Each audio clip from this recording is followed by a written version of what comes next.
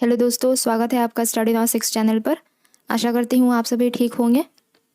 तो फिर क्लास शुरू करने से पहले एक बात बता दूँ कि अगर किसी प्रश्न में कहीं भी कोई दिक्कत हो तो एक बार कमेंट करके ज़रूर बताइए, ठीक है। क्योंकि कभी कभी ऐसा हो जाता है कि अलग अलग किताबों में कुछ कुछ प्रश्नों के उत्तर अलग अलग दिए हुए होते हैं, तो इसलिए आप लोगों को कन्फ्यूजन हो सकता है। तो अगर ऐसा हो तो कमेंट करके ज़रूर बताइए। तो फिर शुरू करते हैं क्लास आज की। पहला प्रश्न है, प्रेमाख्यानक काव्य रूपमंजरी के नायक नायिका कौन है? प्रेमाख्यानक काव्य रूपमंजरी के नायक नायिका कौन है? ऑप्शन है रंभा सोना, कामकंदला माधव, राजकुमार मृगावती या फिर विवाहिता रूपमंजरी और कृष्ण। तो लास्ट वाले ऑप्शन में साफ पता चल रहा है कि विवाहिता रूपमंजरी और कृष्ण रूपमंजरी नामक प्रेमाख्यानक काव्य के नायक नायिका रहे। विवाहिता रूपमंजरी और कृष्ण, ठीक है। आगे देखेंगे। जो रंभा सोना नायक नायिका थे, रंभा सोना जो नायक नायिका है यह रतन सेन नामक कृति के नायक नायिका। रंभा सोना नायक नायिका किस कृति के हैं? रतन सेन, ठीक है। कामकंदला माधव जो नायक नायिका है यह माधवानल कामकंदला कृति के नायक नायिका रहे।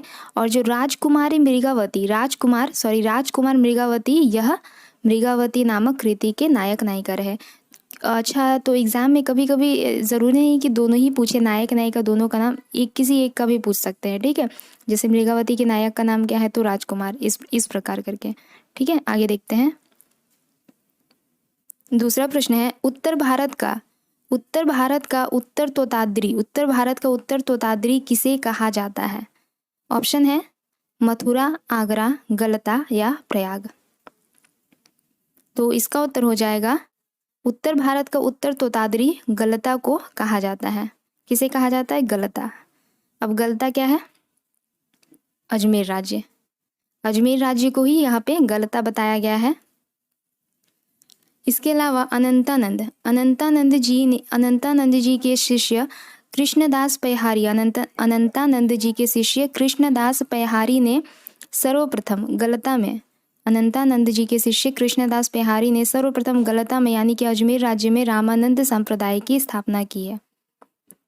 अनंतानंद जी के शिष्य कृष्णदास पयहारी ने सर्वप्रथम गलता में रामानंद संप्रदाय की स्थापना की। तो रामानंद संप्रदाय की स्थापना किसने की? कृष्णदास पयहारी ने। कहाँ पर किया? गलता में, यानी कि अजमेर राज्य में। और जो कृष्णदास पयहारी थे यह किसके शिष्य रहे?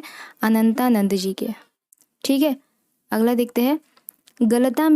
गलता में सबसे पहले नाथपंथी योगियों का अधिकार था। गलता में सबसे पहले किनका अधिकार था? नाथपंथी योगियों का अधिकार था, ठीक है। अगला देखते हैं। गोवर्धन पर्वत पर श्रीनाथ जी के मंदिर का निर्माण किसने करवाया? गोवर्धन पर्वत पर श्रीनाथ जी के मंदिर का निर्माण किसने करवाया? ऑप्शन है रामानंद, वल्लभाचार्य, रामानुजाचार्य या फिर शंकराचार्य। तो इसका उत्तर हो जाएगा गोवर्धन पर्वत पर श्रीनाथ जी के मंदिर का निर्माण वल्लभाचार्य जी ने करवाया। गोवर्धन पर्वत पर श्रीनाथ जी के मंदिर का निर्माण किसने करवाया? तो वल्लभाचार्य जी ने करवाया। आगे देखते हैं। रामानंद को आकाश धर्मा गुरु किसने कहा? रामानंद को आकाश धर्मा गुरु किसने कहा? ऑप्शन है हजारी प्रसाद द्विवेदी, आचार्य रामचंद्र शुक्ल, डॉक्टर नगेंद्र या फिर गणपति चंद्र गुप्त। तो इसका उत्तर हो जाएगा रामानंद को आकाश धर्मा गुरु आचार्य हजारी प्रसाद द्विवेदी ने कहा है। रामानंद को आकाश धर्मा गुरु किसने कहा? हजारी प्रसाद द्विवेदी ने कहा है।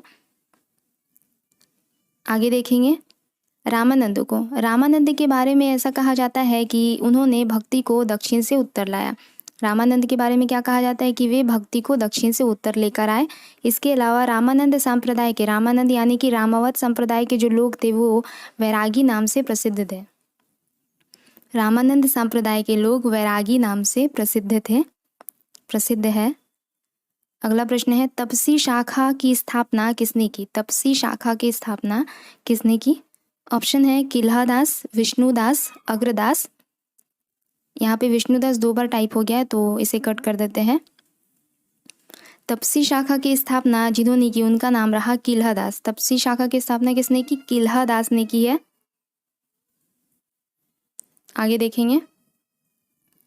किल्हादास और अग्रदास जो रहे यह कृष्णदास पैहारी के शिष्य थे। किल्हादास और अग्रदास कृष्णदास पैहारी के शिष्य रहे और कृष्णदास पैहारी ने क्या किया था, सर्वप्रथम रामानंद संप्रदाय की स्थापना किया। कहाँ पर, गलता में।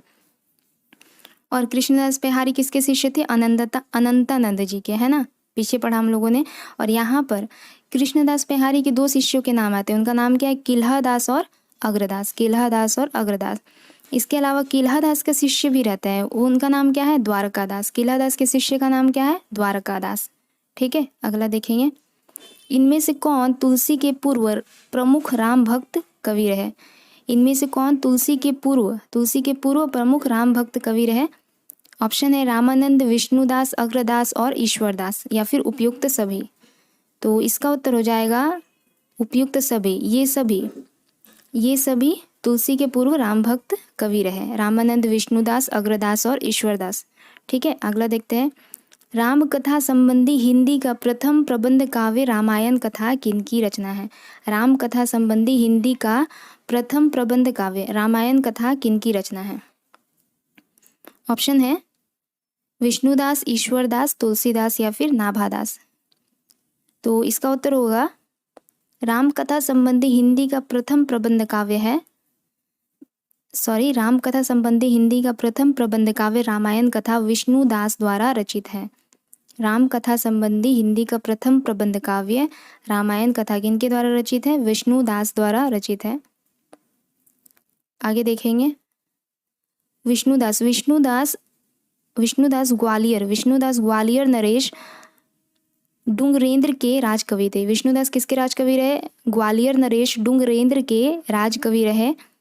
विष्णुदास की कुछ रचनाएं हैं यहाँ पे लिखी, मैंने लिखा है, प्रमुख रचनाओं में से है। इनकी कुछ रचनाएं कौन कौन सी, महाभारत कथा, रुक्मणी मंत्र, स्वर्गारोहण, स्नेहलीला। महाभारत कथा, रुक्मणी मंत्र, स्वर्गारोहण, स्नेहलीला, ये सभी विष्णुदास की कुछ प्रमुख रचनाएं रही। आगे देखते हैं। रसिक संप्रदाय की स्थापना किसने की। रसिक संप्रदाय की स्थापना किसने की है।